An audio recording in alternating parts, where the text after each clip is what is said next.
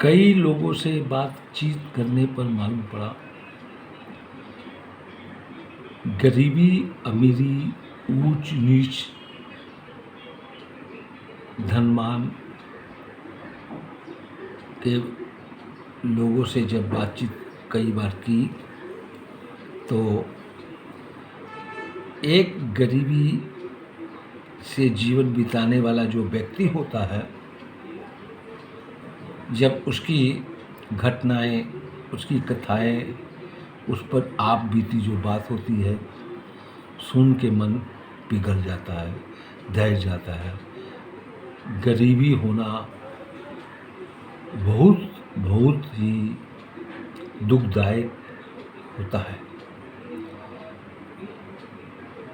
एक उच्च कोटि का पैसे वाला धनवान व्यक्ति अपने हिसाब से समाज में जो खर्चा करता है, शादी में, विवाह में, भगवत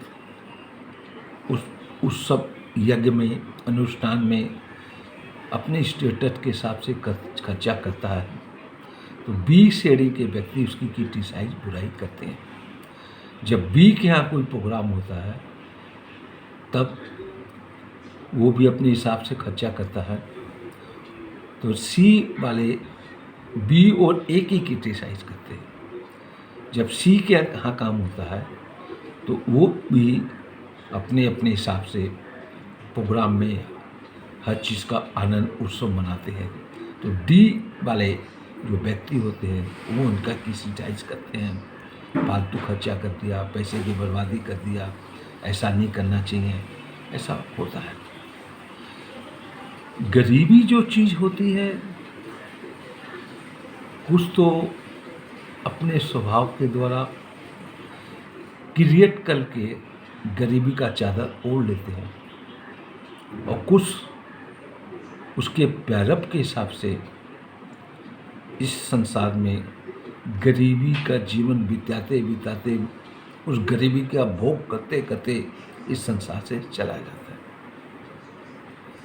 आज की स्थिति परिस्थिति के हिसाब से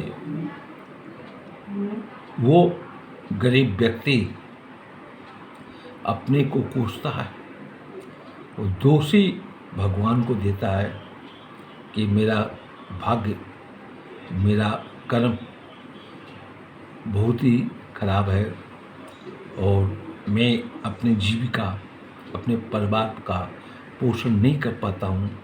वो अपने भाग को, अपने तकदीर को दोषी देता है और भगवान को कोसता रहता है, और लास्ट में ये होता है ये जिंदगी बेकार है, हमारा प्राण निकल जाए। जब इस कठिन समय की परिस्थिति में वो सहन नहीं करने पाता है तो वो गरीब व्यक्ति सुसाइड कर लेता है, आत्महत्या कर लेता है। ऐसा सुनने में, देखने में आता है। कई सवाल यहाँ पर ये उठता है, बाज़ार में कोई चीज़ का भाव, साग का, सब्जी का, दाल का, घी का, आटा का, चीनी का, एक गरीब के लिए भी वही भाव है और एक पैसे वाले के लिए भी वही भाव है।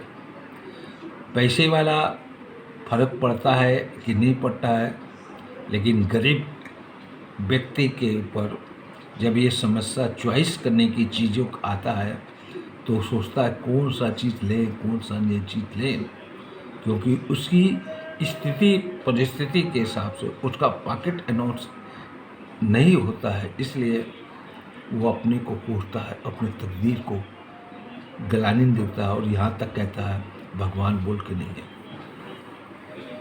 कई समाज में ऐसी टूटियाँ होती हैं, किसी गरीब व्यक्ति के माँ बाप मर जाते हैं, लोकचारिकता के हिसाब से वो क्रियाक्रम करवाता है, 12वां के दिन ब्राह्मण को दान दक्षिणा करता है और ब्राह्मण को खिलाता है, और समाज के परिवार वाले को, कुटुंब वाले को उस प्रोग्राम में शरीक होके, उसके पैसा नहीं है, पैसे का बहुत अभाव है, लेकिन उसको लोकचारिता के हिसाब से, समाज में रहने के हिसाब से, अपना कुछ मान के हिसाब से, इज्जत के हिसाब से वो लोन लेके, उधार लेके वो कार्यक्रम करता है और लास्ट में वो लोन नहीं चुका नहीं पाता है, तो वही व्यक्ति भगवान को कोसता है, अपने तकदीर और अपने भाग पर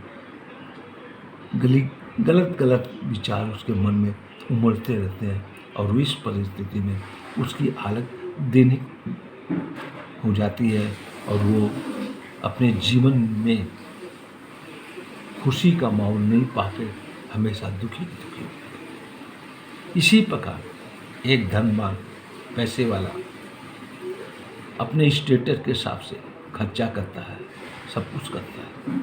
जब उसकी कमाई नहीं होती है, गांव से लोन लेता है, उधार लेता है।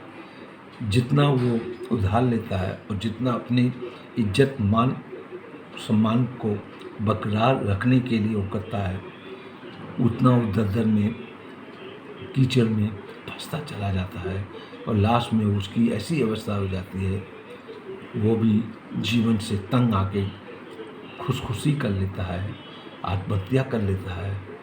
ये क्यों? इसका सिर्फ कारण ये है कि मानसिक सोच विचार खराब होता जाता है।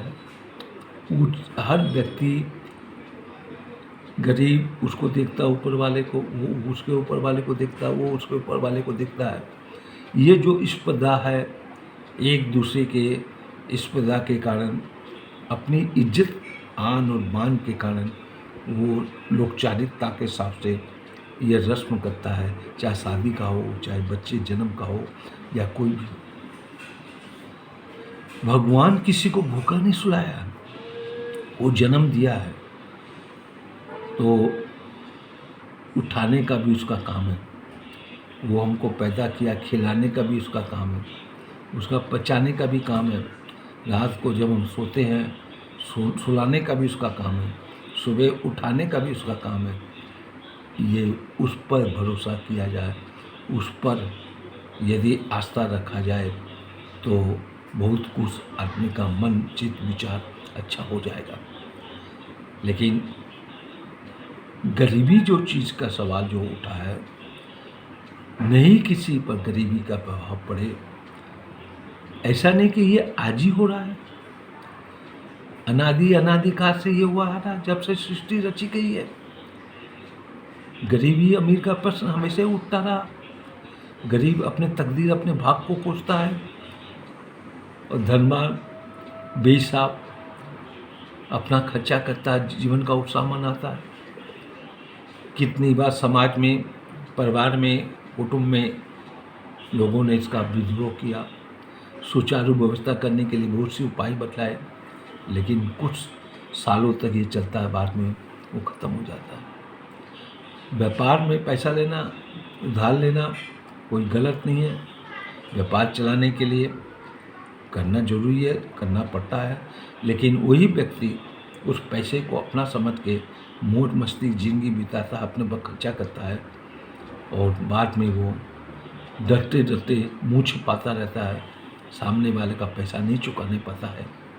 तब वो वही व्यक्ति समाज में जाके अपनी कमजोरी बोलिए या उस स्थिति में आई हुई समस्या का समाधान नहीं ढूंढने पाता है, तो वही धनवान व्यक्ति भी गरीब से गरीब हो जाता है और लास्ट में वो सुसाइड कर लेता है या आत्महत्या करता है या खुदकुशी कर लेता है।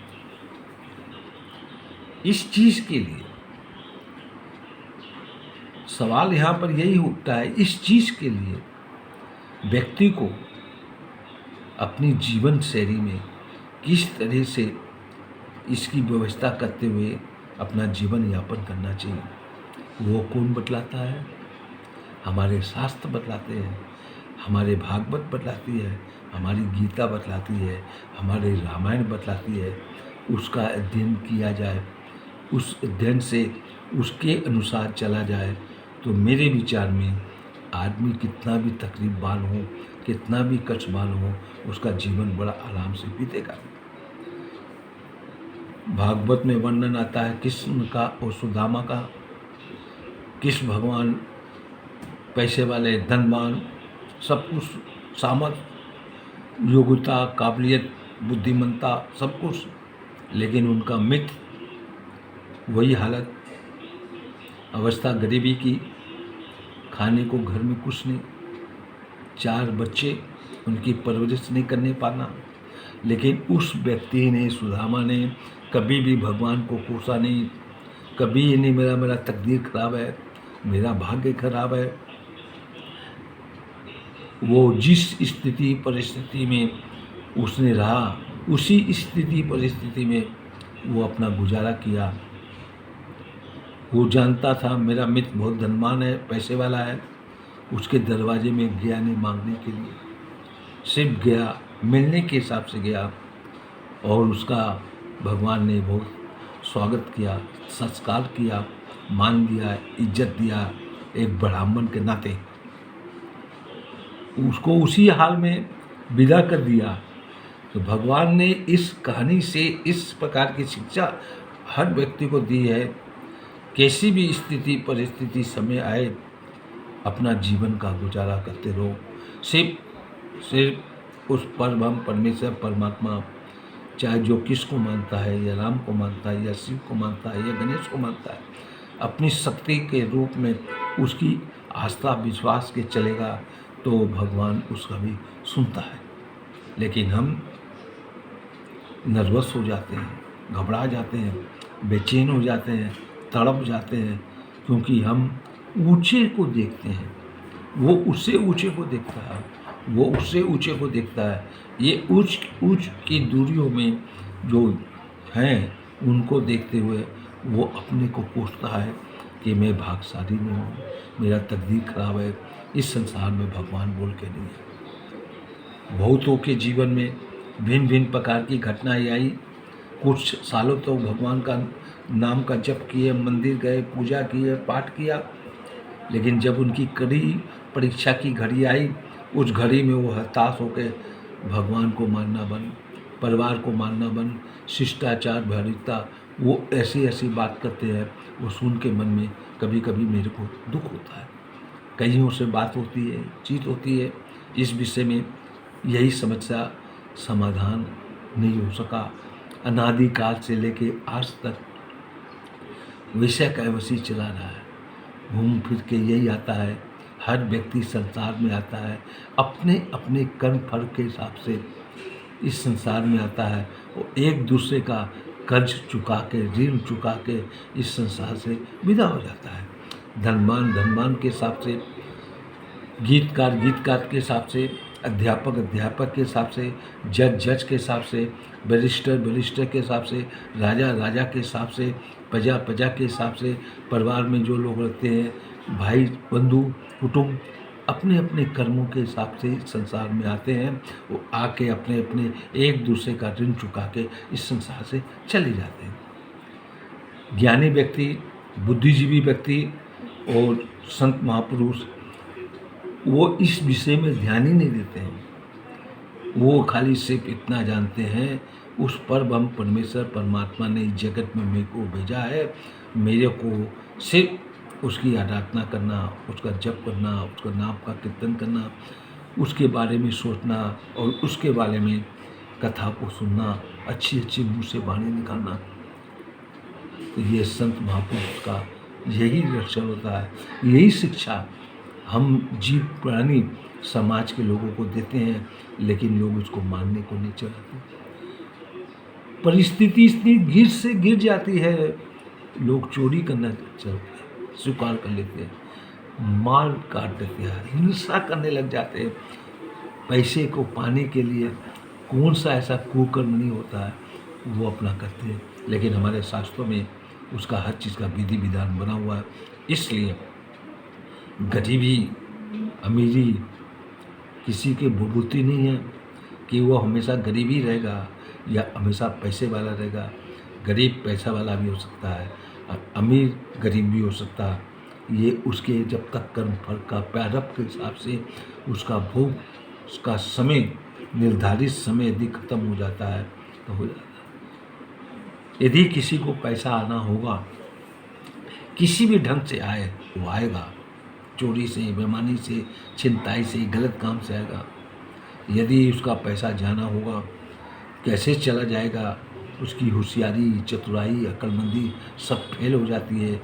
उसी प्रकार जैसे कपूर को यदि एक जगह में रख दिया जाता है, कुछ दिन के बाद पूरा कपूर हवा में उड़ जाता है, उसी प्रकार लक्ष्मी चली भी जाती है। तो इसमें गरीबी अवस्था में और धनवान की अवस्था में कभी भी हताश नहीं होना चाहिए, अहंकार नहीं आना चाहिए, एक दूसरे से राग द्वेष नहीं आना चाहिए, प्रेम से रहना चाहिए। तब जाके आदमी का जीवन बढ़िया से बढ़िया बीतेगा।